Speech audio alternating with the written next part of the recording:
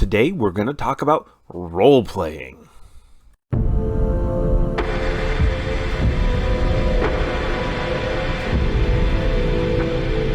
That's right, we're talking about role-playing, and it seems kind of obvious given our proclivities, the hobbies, and everything that this channel is focused on, and the wide array of different games that we dive into and engage with. But the kind of role-playing I'm talking about right now is one that seems to be kind of hit or miss with how often it comes up within groups. Or at least it seems so in my experience with the small handful of conventions I've gone to with gaming tables set up and ready to go, and my own games and groups that I've run with. And that's that player-to-player role-playing and interaction. And not just the jokes and quips and the combat and certain things that come up regularly enough. It's where the players' characters sit down and interact during the downtime, when they're out camping, hunting, or out for a night on the town, or whatever kind of downtime there may be in between the different major moments where the DM is providing exposition or they're interacting with NPCs. Certainly that DM to player interaction can do a lot to bring out character history, motivation, background, their states of mind. But I think it's a bit more meaningful when players' characters interact with one another. And don't just take my word for it, look at groups like Critical Role or the Acquisitions Incorporated guys, particularly the C team.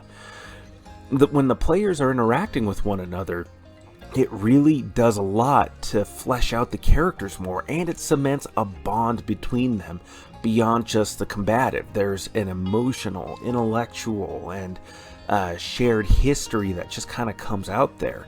Specifically, when I'm thinking about Acquisitions Incorporated, the C team, there's an episode where Dinar Blitzen and Rosie Beestinger, a Dragonborn Paladin and a Gnome Monk, are sitting together. They're paired off into ritual combat against another opponent, Prince of Scala, if I remember right.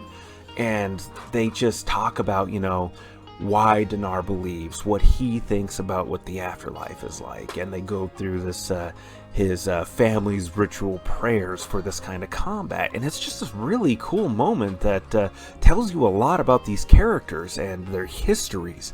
And not only that, but it cemented a pretty solid relationship between Rosie and Dinar that the players were actively thinking about. And those moments just really do a lot to enrich a game, enrich the characters, and flesh them out into something more fully realized. And that's a very important thing to have. And as I said, it's hit or miss within my own groups. It happens sometimes, but it's something that should and could happen more very easily. It's not just the DM telling a story, it's everybody at the table, all members are telling a story here. It's a shared storytelling experience, and DMs allow your players that time and encourages them to take this time to do this kind of a thing because it adds more to you.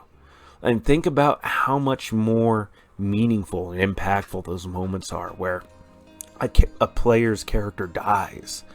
I mean, on the one hand, I've had groups with an old DM where it's like, well, erase the name and throw down a new one because this is the fifth character that's died tonight, just for me.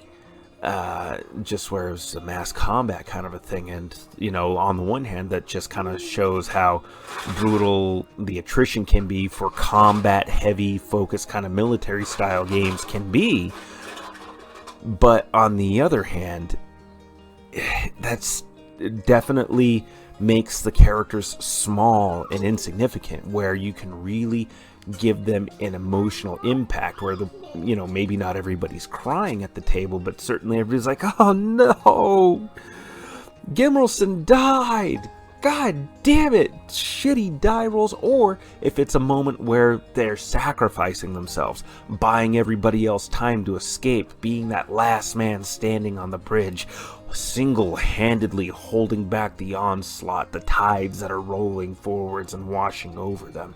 Certainly you could have those incredible moments, and those moments are all the better when the players have had time to have their characters interact with one another.